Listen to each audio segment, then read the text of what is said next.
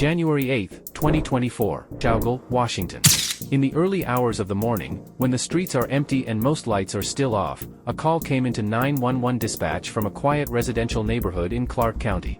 On the line was Kevin West, a veteran firefighter, a battalion chief, a man trained to stay calm when lives are on the line. 911, what is the effect of your emergency? One transfer emergency question.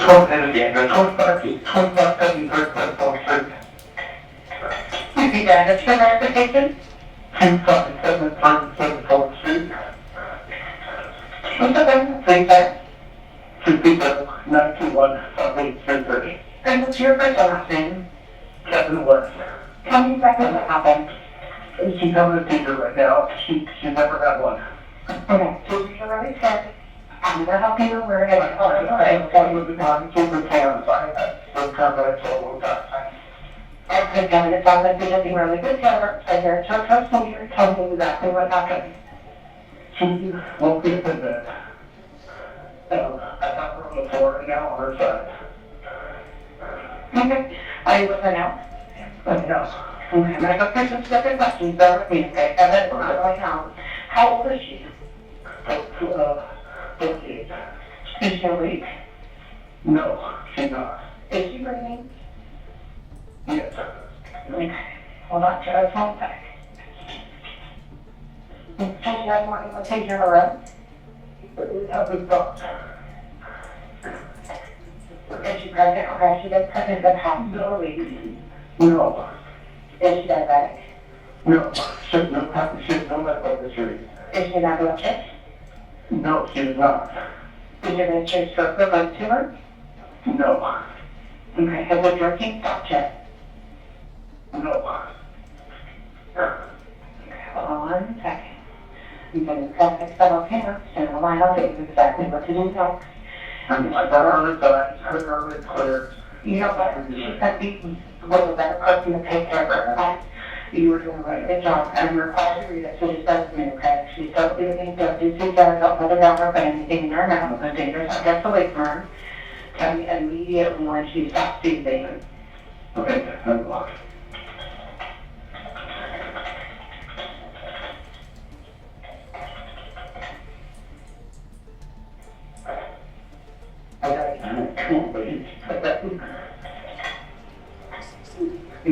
She's not breathing right now. Hold on. She's got a lot of time. She's stuck. Hold on.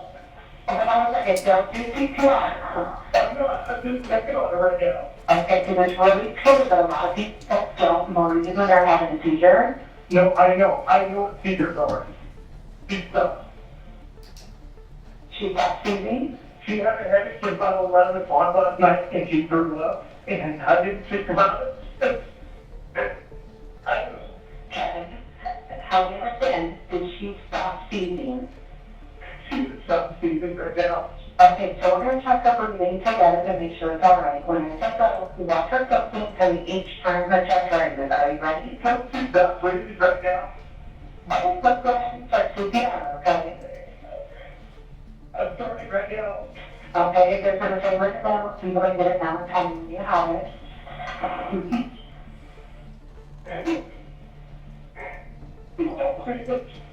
Okay, work it out. Okay, I'm getting out so long. You got to know that we're starting CPR. Okay, Kevin? Okay. I'm like, okay. Let's look at the rear tap long the back of that and remove anything under the head. Why did CPR do it for fucking 20 years? Okay. Okay. Stay in line with me, okay?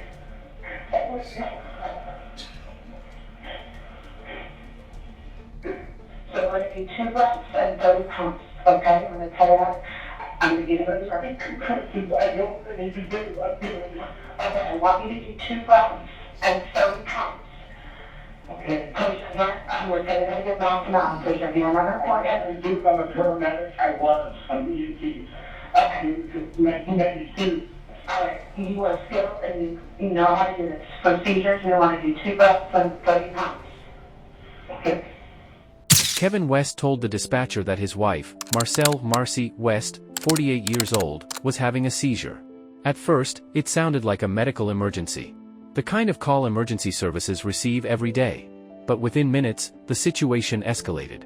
Kevin West told the dispatcher that Marcy had stopped breathing. At 4:27 a.m. deputies from the Washougal Police Department were dispatched to the home. Medics from the Washougal Fire Department followed closely behind.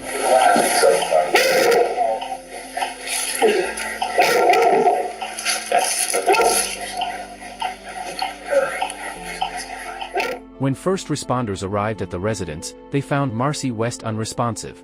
Medics immediately began life-saving efforts. CPR. Emergency medical intervention. Every procedure designed to pull someone back from the edge. But nothing worked. At 5:11 a.m. Marcy West was pronounced dead.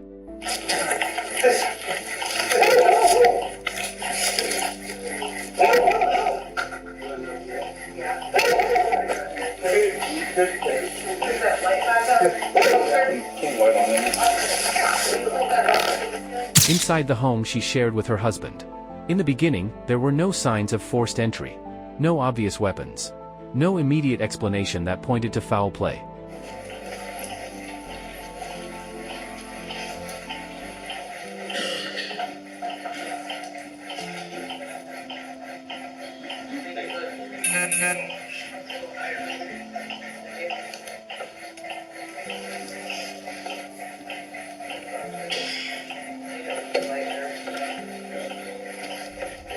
But as investigators reviewed the scene and the statements, something didn't sit right.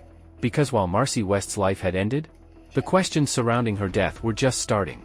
Kevin West was not an average husband caught in an emergency. He was a first responder, an EMT, a man trained to recognize medical distress, a man who understood anatomy, oxygen deprivation, and trauma. And yet, the account he gave that morning would not remain consistent.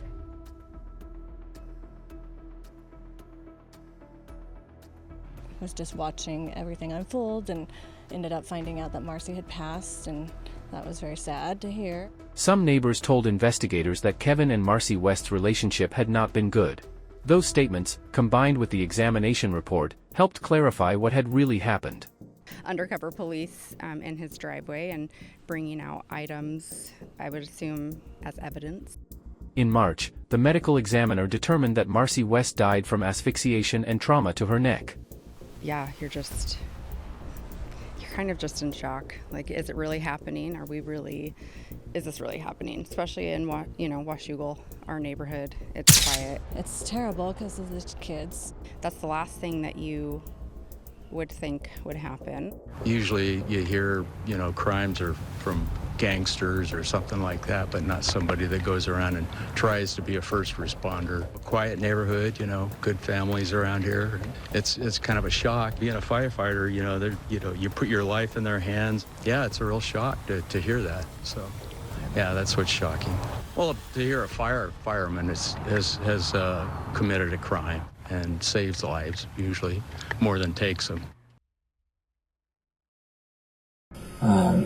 It was just that night she had the headache, came down from bed, had a headache, and then took the ibuprofen, or so I thought. She said it. I didn't watch her take the ibuprofen. I just remember that she was vomiting, so I went upstairs to check on her. And that's always a concern, right? It's like you're almost a little more paranoid as a paramedic. I'm not a paramedic anymore. I dropped it when I got a PC, but she didn't have an unstable gait, right? She wasn't dizzy. She didn't have visual changes. Kind of check those things out. Got a rubber sack ready in case she was going to throw up again. Went to bed and then got a seizure, Did she often have headaches? She didn't have migraines. She didn't have headaches. Okay. She didn't have. She'd get a sinus infection, or what anyone else would get to go to a clinic to get some antibiotics, maybe. She had the COVID shot, the follow up. Recently, or when was that? No, it was in the initial phases of everything. But no flu shots or anything like that.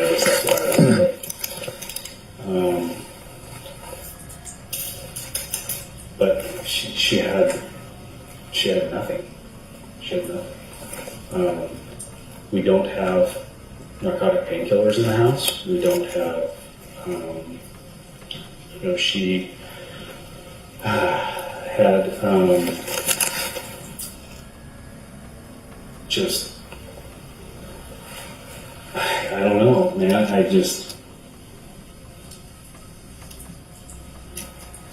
There's no possibility. I mean, she doesn't drink, she doesn't smoke, doesn't do anything like that. She's not going to overdose.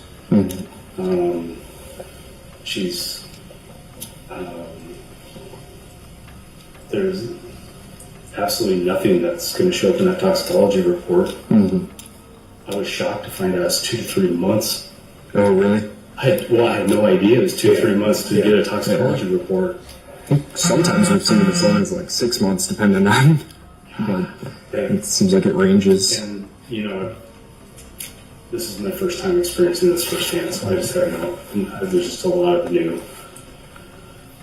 I haven't done anything about her cell phone. Just make sure the kids have her photos and they have her phone.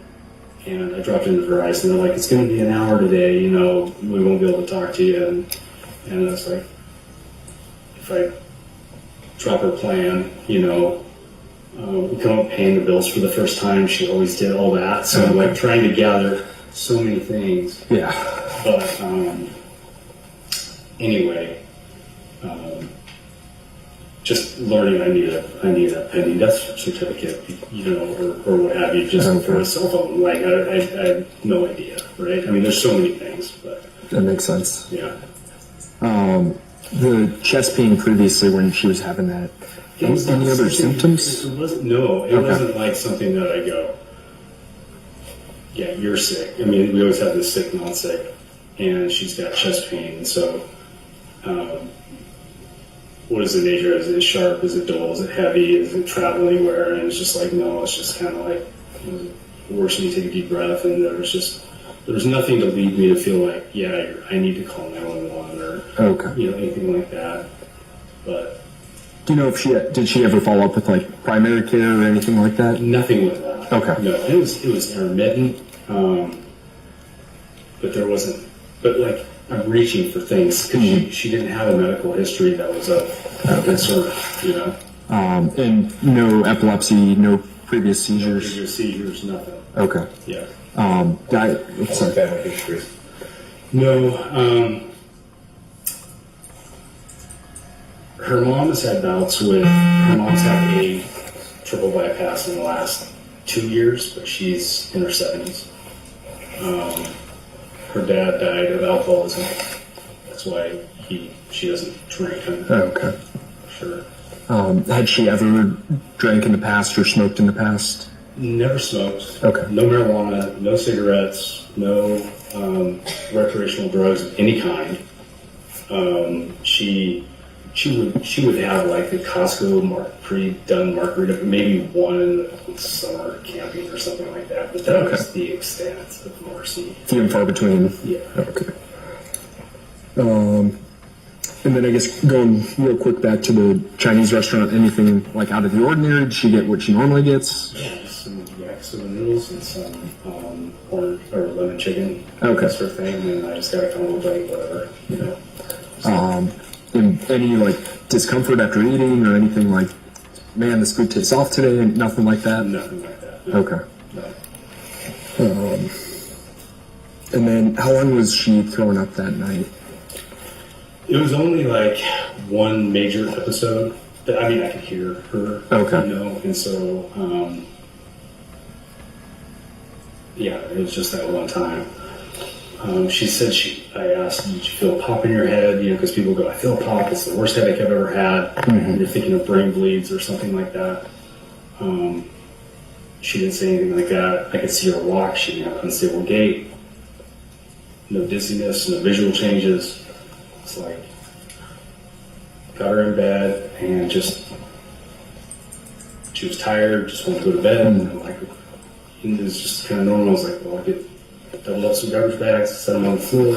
Okay. And I was just kind of ready, but it wasn't really. Any other symptoms that she described having or feeling? No. Okay, just the headache and then obviously the vomiting. Yeah. If you had to guess, like, roughly how long she had that vomiting episode? A minute or two. Okay. Yeah. And had she been sleeping before that, or was it just awake, have the headache? I don't know. Okay. I don't know. Okay. It wasn't a long period of time, so maybe she hadn't been sleeping, maybe she had, and I don't. Okay. And then, would she normally take ibuprofen when she was sick? Ibuprofen frequently. Okay. Tylenol, aspirin. Not aspirin as much. We had aspirin because of sick and Monopoly got it free, so it was whatever, you know. But she, her only fault was just drinking way too much Diet Coke. Okay. Like, she was just a Coke fiend. My Coke fiend. Any history or abnormalities with the throwing up, or was that more or less a one-off? I don't understand. Sorry. Like, was it a regular occurrence for her to vomit, or was that like very abnormal, unusual? That was pretty abnormal. Okay. Yeah. There was no blood in the vomit, you know. Like, Okay. I was there quick enough that she wasn't, you know. I always ask the kids, like, don't flush, you know. Yeah. Whatever. It's just a thing, I guess. Whatever. Okay. And gross question, but was there anything like in the vomit that you did see? Was it just food? Was it? Just food, noodles. Okay. And that was down in the bottom floor? No, it was upstairs. Oh, okay. Gotcha. And then as far as sleeping, was it like a pretty regular time that you guys went to bed that night? Or was it? Yeah, I turned 50, so going to bed at 9:30 is pretty normal. Seems like having kids is like, I go to bed now at like 8 or 9. It's know, like right? I used to stay up late. Okay, so was that typical then? I might have missed that as far as like bedtime and routine and. Yeah, you know, routine slowly changed since my daughter got out of high school. She was in dance, and so we were up late doing homework and things like that. Mm-hmm. But 9 to 10. Okay. Yeah, that's pretty routine. And then outside of coming down to get ibuprofen, did you realize or did you get out of bed any other times? No. Okay. And then I know this might be difficult. Are you able to talk us through kind of what happened or when it first happened? Yeah. So my dog was whimpering, and I woke up and then realized she was having a seizure. Okay. I went around the bed. She was close to that end table to the right of the bed. Okay. I slid her down just a little bit, I rested her on my knee, and helped her to the floor. I got her on her side, and then I ran around the bed, got my phone, called 911.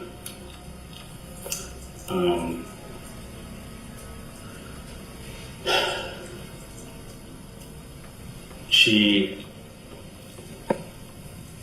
stopped seizing, and I was on the phone with dispatch, I had her on speaker, the phone's right in front of me, and she wasn't breathing. Okay. So I started CPR.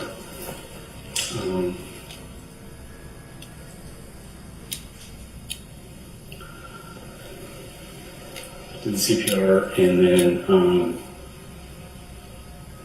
I had to run down and unlock the door for the guys. I realized when I heard the sirens, I was like, I realized, and that's when it clicked with me that my door was open, the door was locked. Okay. I did the compressions. We always do like continuous compressions. We never stop. Dispatch was like, you have to breathe for her, you know. Okay. I know we countywide, we do just compressions, right? But I was compliant with what they were saying. Oh, I okay. gave the breaths, I was following, they were helping me count. I was just following along. The guys came in and took over. Okay. Yeah. And then, as far as like symptoms of the seizure, are you able to describe like what she was experiencing? She was very stiff and locked up. Okay. And so it wasn't like a clonic tonic type, like jerky. Okay. She's very stiff. She was rolled in like so. Okay. Yeah. Yeah. And then, do you remember where she was at as far as like positioning when you first woke up?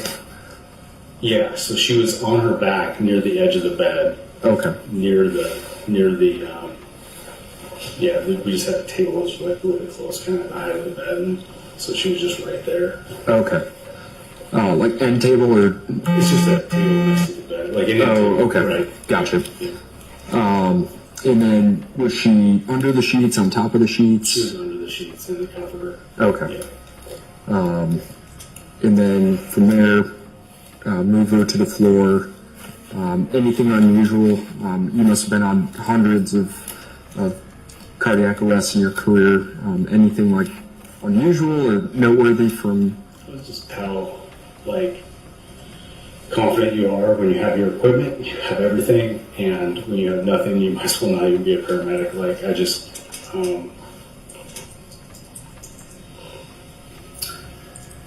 yeah, no, there's nothing. I mean, it's like I just checked her breathing, had my hand on her chest, and I just was verbalizing to dispatch what I had because I knew I needed another engine and a battalion chief, you know, and so I let them know what was happening so I'd get what we normally get in a response. Mm-hmm.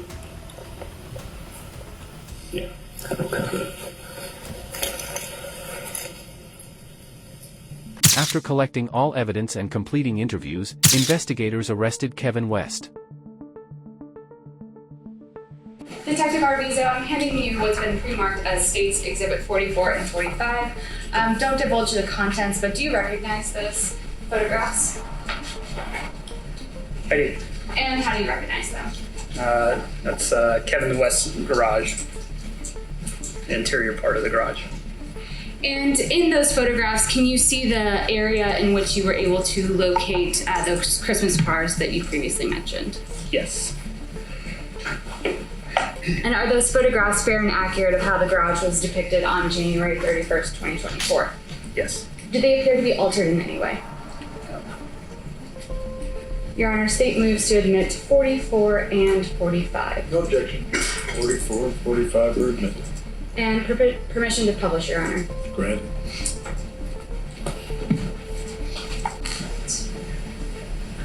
Now, Detective Arvizo, what are we looking at here? This is the bar area, and that kind of was inside of the garage, and then like an ATV. You can see the front of that ATV type vehicle they had parked in the garage at the time. Exhibit number 44, Your Honor. Apologies. And so, Detective Arvizo, just to orient ourselves, the garage door be kind of at the base of the photograph, or like behind this photograph? Yes. And where do you see the chest that you located in Christmas cards? It's kind of difficult to see in this picture, but it's just kind of in front of the ATV there on the along the wall there. Kind of, it's barely sticking out there. And so is it this chest right here? Correct. And 45, please. And Detective Arvizo, can you see the chest in this photograph as well? Yes. And is it this located right here to the left? Correct.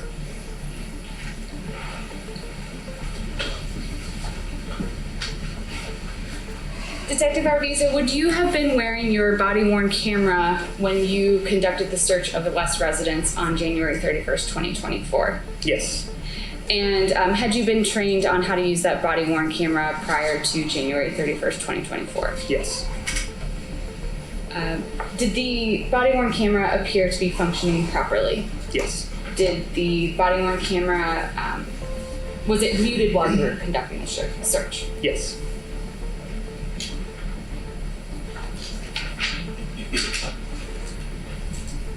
And have you reviewed your body-worn camera footage prior to testifying today in court from January 31st, 2024? Yes. Would you recognize a clip or portion of your body-worn camera if I were to show it to you today in court? I would. Approaching the witness with been pre-marked for identification purposes as 96.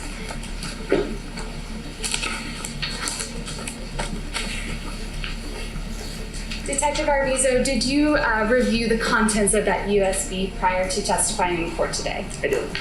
And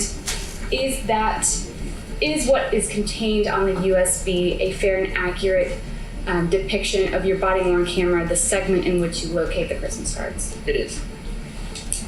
Your Honor, move to admit states 96. I believe it is.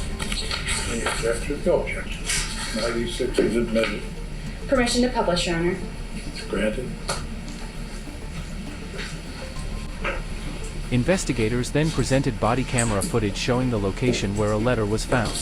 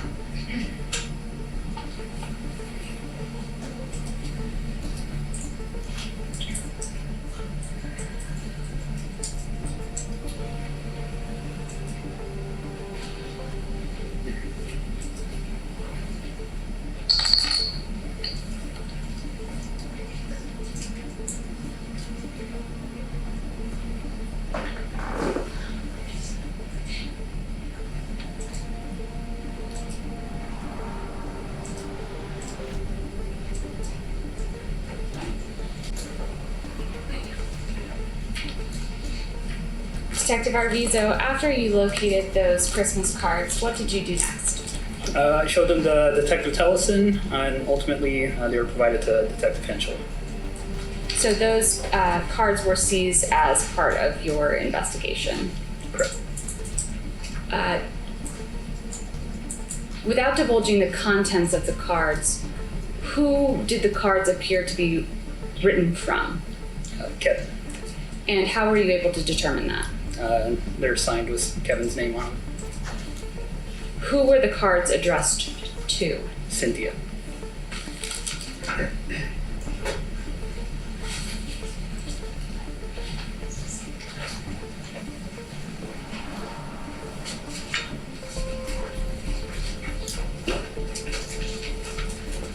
Now, you'll either need to silence the device or remove it from the courtroom. If it goes off again, I'll have no choice but to confiscate it.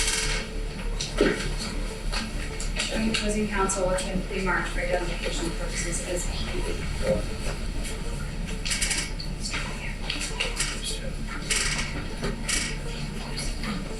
Approaching the witness with the same.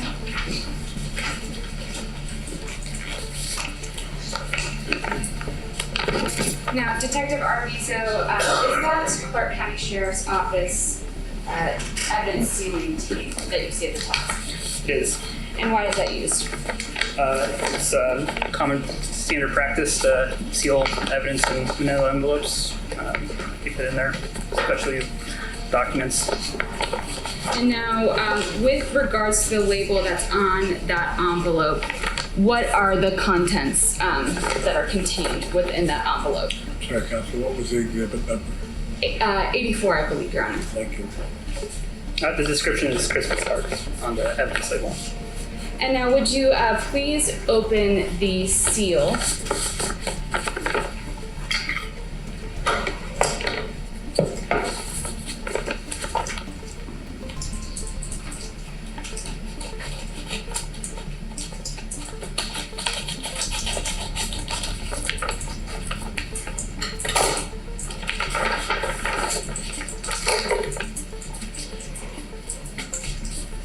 And Detective Arvizo, are those the same Christmas cards that you located in that chest in Mr. West's garage on January 31st, 2024? They are, yes. Do they appear to be in the same condition as when you located them? Yes. And if you would please place that back in the bag so I can show opposing counsel prior to asking for admission.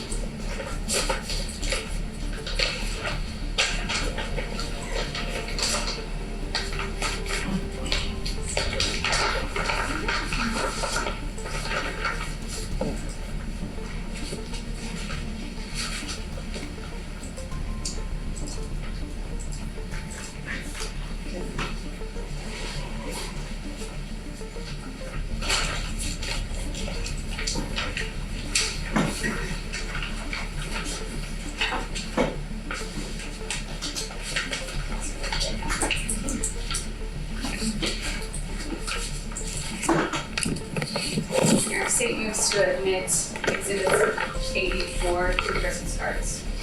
No, 84 is a Detective Arvizo, would you please read one of those letters for us? Sure. I'll start with the Merry Christmas card. States, Cynthia, this Christmas we had to be apart. Although apart, the day was spent with only thoughts of you. The holiday spirit was alive because of the love we share. I'm always feeling the warmth of your love and the laughter we share. You're my Christmas gift I will never forget. Every year forward, we will create new traditions, share holiday memories, and feel the Christmas spirit because of the traditions we create. Our family will grow as one together, looking forward to sharing the holidays with us.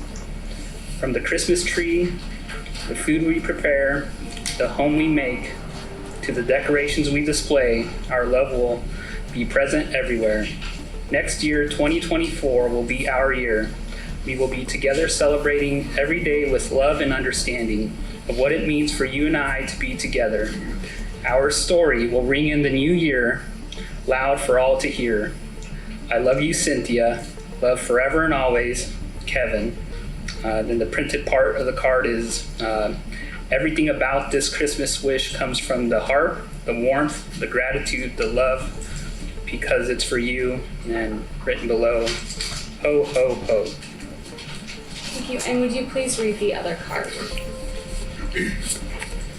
Other card's a red joy Christmas card. Cynthia, joy is what you have given me. Our story is pure joy. You have made me the happiest man in the universe. I love everything about you.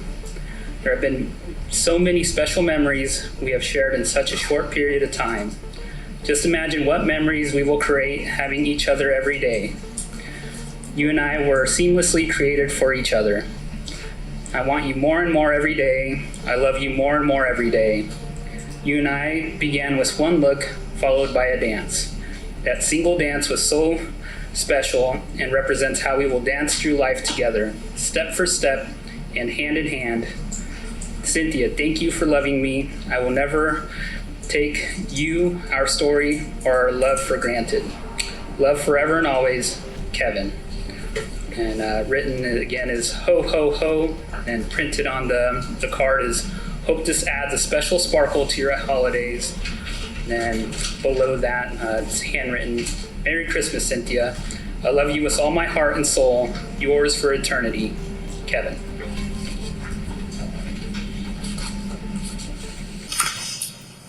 All right, verdict in count 1A. We, the jury, find the above-named defendant guilty of the crime of murder in the first degree. Verdict count 1B is blank as required. Verdict count 2A. We, the jury, find the above-named defendant guilty of the crime of murder in the second degree. Special verdict form were Kevin West and Marcelle West, intimate partners. Answer is yes. All right, so I'm now going to poll you to make sure that these are your individual verdicts and that they were the verdicts of a unanimous jury. So I'm going to ask you those two questions. Were they your individual verdicts, and were they the verdicts of the jury? If you would answer no to any of the counts, be sure to let me know. So juror number 1, were these your individual verdicts? Yes. And were they the verdicts of the jury? Yes. Juror number 2, were these your individual verdicts? Yes. And were they the verdicts of the jury? Yes. Juror number 3, were these your verdicts? And were they the verdicts of the jury? Juror number 4, were these your verdicts? Yes. And were they the verdicts of the jury? Yes. Juror number 5, were these your verdicts? Yes. And were they the verdicts of the jury? Yes. Juror number 6, were these your verdicts? Yes. And were they the verdicts of the jury? Yes. Juror number 7, were these your verdicts? Yes. And were they the verdicts of the jury? Yes. Juror number 8, were these your verdicts? Yes. And were they the verdicts of the jury? Yes.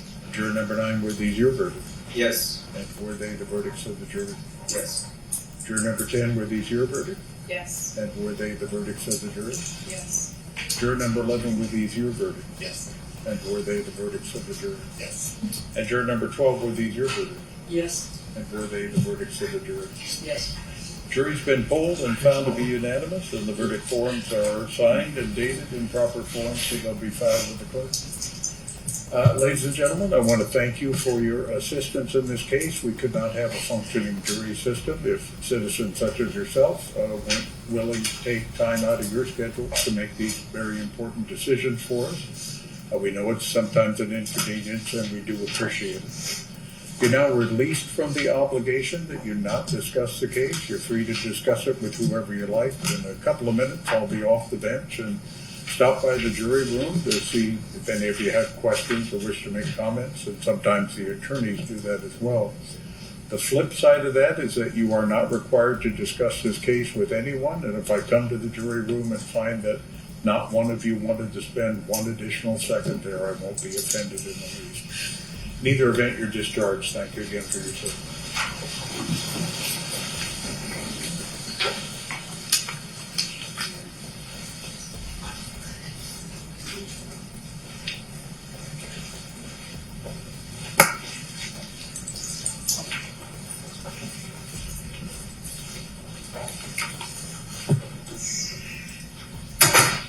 Counsel, do you have a memo there?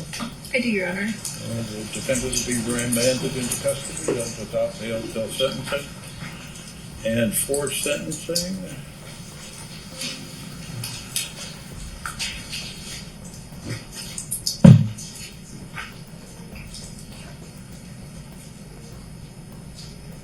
I have February 25th at 9 o'clock. That would be in custody motion docket or change plea docket. That date acceptable? Or should the defense, Your Honor? The only thing I would note, Your Honor, is that I do anticipate there will be quite a few impact statements, so I don't know if we want to do it as a special set. All right. You indicate impact statements that are going to be read then? I believe so. Well, Emily, could you step out for a moment?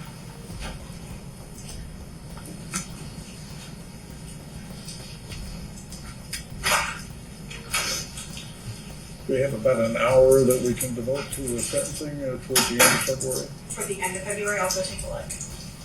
And we could do it sooner, Your Honor, if needed. There aren't any priors to prove up, so. I'm sorry. I don't anticipate that there are any priors that we need to prove up or anything like that, so we don't need to collect certified, so we could do it sooner if needed. All right.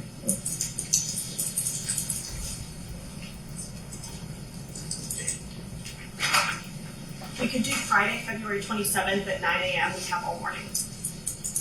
That work for the party?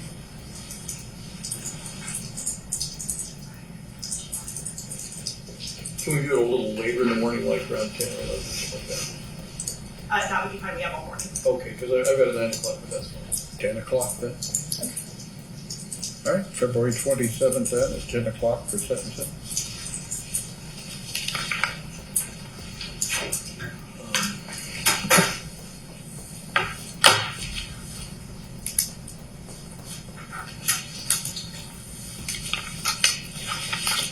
Did you need the attorneys regarding exhibits then?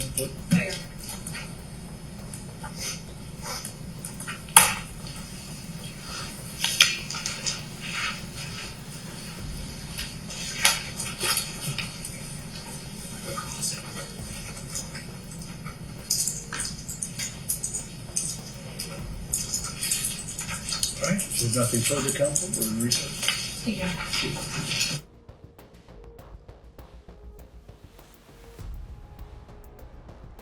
After weeks of testimony, evidence, and expert analysis, the courtroom fell silent. The jury had reached a decision. Kevin West was found guilty. The man who once answered emergency calls was now being held accountable for the death of his own wife. For Marcy West, justice came too late. No verdict could bring her back. No sentence could undo what happened inside that home. But the truth was finally spoken out loud. This case began with a 911 call in the dark hours of the morning. It ended in a courtroom, under the full light of the law. And it stands as a reminder that sometimes, the greatest danger is not a stranger, but someone we trust the most. In the end, justice was served. But one precious life was lost forever. Like, comment, and subscribe for more true crime stories that delve deep into the heart of the human experience.